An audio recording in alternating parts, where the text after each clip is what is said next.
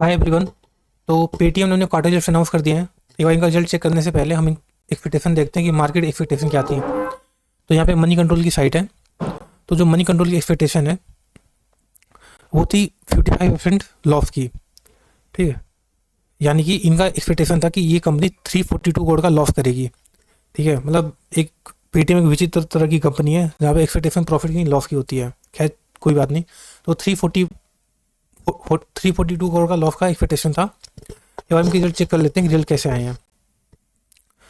तो यहाँ पे आपके सामने जैसे यहाँ पेटीएम का रिजल्ट है। अब देखो तो कंपनी ने लॉस कम किए हैं। ठीक है, 208 करोड़ का लॉस। एक्सपेक्टेशन कितनी थी? 358 करोड़ की 342 करोड़ का एक्सपेक्टेशन था। तो इन्होंने इस हिसाब से अगर देखे तो इन्होंने मार्केट एस्टिमेट्स को बीट किया है, कम लॉस दे करके। ठीक है, लॉस की एक्सपेक्टेशन ज़्यादा थी बट इन्होंने लॉस कम किया है। ठीक है, तो हम ये बोल सकते हैं कि नंबर्स मार्केट की एक्सपेक्टेशन के हिसाब से तो ठीक है। ठीक है, हालांकि एक चीज़ जो इसके अंदर नज़र आ रही है कि इनके सेल्स बहुत ज़्यादा गिरे हैं। आप देखो तो 2850 करोड़ का इनका सेल्स था, जो इस बार घट के 1828 करोड़ का सेल्स हुआ है। तो सेल्स घटना एक अच्छी बात तो नहीं मानी जा सकती। हालांकि पेटीएम ने अपने कई सारे बिजनेस बेचे थे तो शायद इस वजह से सेल्स नीचे आ रही हो। हालांकि देखिए, इस टाइप की जो कंपनीज होती हैं, किसको इन्वेस्ट करना चाहिए? देखिए, एक जो आम इन्वेस्टर है, मेरे मेरे हिसाब से उन इन्वेस्टर को ऐसी कंपनी से दूर रहना चाहिए। क्योंकि देखिए, क्या आपने कसम खाई है कि मुझे सिर्फ पेटीएम के स्टॉक से ही पैसा कमाना है, या आप ये सोचते हैं कि मुझे स्टॉक मार्केट से पैसा कमाना है? और कुछ लोग होते हैं जो बोलते हैं नहीं, मुझे तो सिर्फ पेटीएम के स्टॉक से ही पैसा कमाना है। तो अगर आप ऐसा सोचते हो कि आपको पेटीएम के स्टॉक से ही पैसा कमाना है तो आप पेटीएम में इन्वेस्ट कीजिए।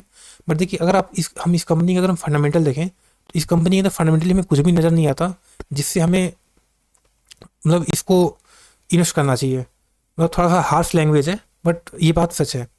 क्योंकि आप देखो तो पेटीएम का बिजनेस मॉडल किसी को समझ नहीं आता कि कंपनी का बिजनेस मॉडल कैसा है। कि पेटीएम हर तरफ हाथ मारती है। मतलब इनको टिकट बुकिंग के बिजनेस में लोग, पेटीएम मॉल भी था पहले, यूपीआई में भी है ना। तो ये कई टाइप के बिजनेस में जाते हैं। ठीक है, लोन के बिजनेस में भी आ गए, और ये पेटीएम पेमेंट्स बैंक, तो कई टाइप के चीज़ों में लोग आ गए। तो ये लोग किसी भी वजह से फोकस नहीं कर पाए कि ये लोग करना क्या चाहते हैं। ये लोग हर सबसे, इन्हें अमेजोन से भी कंपटीशन करना था, इन्हें बुक माई शो से भी कंपटीशन करना था। तो इन्होंने किसी अपनी एक बिजनेस को अच्छे से स्ट्रांग नहीं बनाया और हर डायरेक्शन में लोग कूदने पड़े। देखिए, ये ठीक है, कोई अच्छी बात है कि एक कंपनी के मल्टीपल बिजनेसेस हों, लेकिन कम से कम आपका एक बिजनेस ऐसा होना चाहिए जो आपका कैश काउ हो। मतलब जहाँ से आपको कॉन्स्टेंटली इनकम आता रहे। जैसे रिलायंस एक कंपनी है, तो रिलायंस के पास जो रिलायंस का जो ऑयल एंड गैस का जो सॉरी जो ऑयल एंड गैस का जो बिजनेस है वो उनका कैश काउ है। वहाँ से उन्हें काफ़ी पैसा आता है। वो लोग उस पैसे का यूज़ करके अपने बाकी बिजनेस को एक्सपेंस किए। बट लेट्स अगर उनके वो भी बिजनेस नहीं होता तो बाकी बिजनेस तो चल ही नहीं पाते। यहाँ आपके पास एक बिजनेस भी अच्छा नहीं चल रहा है और कई बिजनेस एक्सपेंड करने जा रहे हो। तो इस कंपनी के साथ में रिस्क है। हालांकि आप देखो तो, लेकिन पिछले एक साल में इसने काफ़ी अच्छा रिकवरी दिया है। आप इसको तेज़ी नहीं बोल सकते, ये जस्ट एक थोड़ा सा रिकवरी है। क्योंकि जैसे आप यहाँ पे मैक्स पे क्लिक करोगे इनके चार्ट का, तो आप देखो तो ये कंपनी यहाँ करीब 1500 2100 के आसपास इन्वेंट लिस्ट हुई थी ये, और वहाँ से ये काफ़ी नीचे आ गई थी 340 रुपये पे। अब 340 से अगेन 1000 रुपये के आसपास 900 1000 रुपये पे चली गई। तो ठीक है, यहाँ से किसी का पैसा 3 गुना हो गया है। बट यकीन मानिए ऐसे बहुत कम लोग हैं जिनका पैसा सच में 3 गुना हुआ होगा। क्योंकि मेरे पहचान में कई सारे लोग हैं, जब ये पेटीएम का स्टॉक जब 1500 पे तो उन्होंने खरीदा था, सोचा कि अब यहाँ से भागेगा, फिर वो गिर गया तो उन लोग कुछ लोगों ने बेच दिया लॉस में। फिर वो नीचे आया, लोगों ने फिर खरीदा कि यार अब यहाँ से भागेगा, फिर वो नीचे गिर गया, फिर उन्होंने बेचा, फिर लॉस हुआ। फिर नीचे आया तो उन्हें लगा कि इस बार खरीद लेता हूँ, इस बार नहीं गिरेगा, तो उन्हें खरीदा, फिर नीचे आया, फिर उन्हें लॉस हुआ, उन्होंने लॉस में बेचा। और मैं रियल एग्जाम्पल दे रहा हूँ, ऐसे मैं कई सारे लोगों को जानता हूँ। ठीक है, तो इस टाइप की कंपनी में क्या आप तुक्काबाजी नहीं कर सकते कि ठीक, गैम्बलिंग नहीं कर सकते कि बस क्या पता। अगर आपके कोई सॉलिड प्रूफ है, अगर कोई ऐसा कॉन्सेप्ट है, आपको लगता है हाँ ये कंपनी का बिजनेस अच्छा और ये कंपनी अच्छा करेगी, देन आप इन्वेस्ट कीजिए।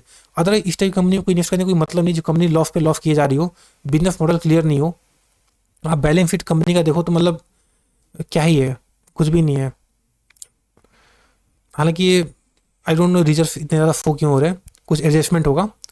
बट अदरवाइज इस कंपनी में आप सेल्स देखो, सेल्स तो ठीक है, वैसे सेल्स बहुत ख़राब तो नहीं है, लेकिन जो प्रॉफिट है आई डोंट नो कि कब तक प्रॉफिटेबल बनेगी ये कंपनी। तो अगर आप इंतज़ार कर सकते हो, रिस्क ले सकते हो बहुत ज़्यादा, ठीक है, तो आप इन्वेस्ट कर सकते हो। और ये कंपनी ऑलरेडी एक लार्ज कैप कंपनी है, तो 57,000 करोड़ का मार्केट कैप है।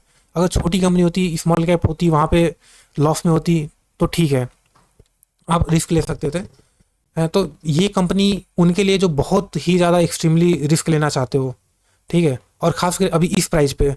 अगर हम यहाँ पे टेक्निकल देखो तो अब नीचे से काफ़ी ऊपर आ चुका है यहाँ पे, ठीक है, बट यहाँ से कोई गारंटी नहीं कि यहाँ से वो ऊपर चला जाए, ठीक है। एटलीस्ट मतलब मैं इस टाइप की कंपनी इन्वेस्ट करना पसंद नहीं करता। आपको अगर ऐसे पसंद है लॉस मेकिंग कंपनी इन्वेस्ट करना तो आप देख सकते हो, बट मेरे हिसाब से ऐसी कंपनी के अंदर इन्वेस्टमेंट नहीं करना चाहिए। ऑब्वियसली थोड़ा हार्श लैंग्वेज है, बट अगर आप एक्सट्रीमली रिस्क नहीं लेना चाहते हो तो ऐसी कंपनी से दूर रहिए, ठीक है। हो सकता है आपने सोचा कि आपने चांस मिस कर दिया कि मुझे यहाँ पे मैं 300 पे खरीद सकता था, ठीक है, बट क्या होता है अगर आपने 300 खरीदा वो 200 पे चली जाती या 150 पे चली जाती, ठीक है। जैसे जिसने यहाँ पे खरीदा होगा, ठीक है, जैसे मैजिक, जब ये कंपनी यहाँ से आप देखो, जब कंपनी 50% डाउन थी तो किसी ने यहाँ पे खरीदा होता 754 रुपीज़ पे। ये सोचिए कि ये कंपनी 60% डाउन है, अब यहाँ से क्या ही गिरेगी, बट उसके बाद भी कंपनी आप देखो तो ये यहाँ तक आ गई थी, 82% डाउन चली गई थी। तो जो कंपनी 80% गिरती है ना, उसके अंदर कहीं ना कहीं फंडामेंटली रीजन्स होते हैं कि उसके अंदर कुछ वीकनेस है, इसी वजह से इतना ज़्यादा गिरी है।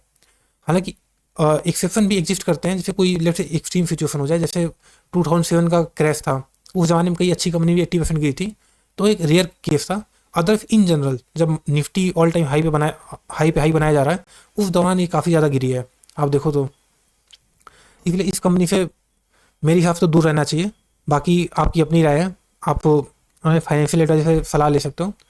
बाकी अगर आपको वीडियो अच्छा लगता है वीडियो लाइक कर सकते हो, आप चाहे तो आप मेरे चैनल को सब्सक्राइब कर सकते हैं। तो हमें चैनल का नाम था कठिन है, तो आप सब्सक्राइब करोगे तो आपको नेक्स्ट टाइम याद रहेगा। Thank you.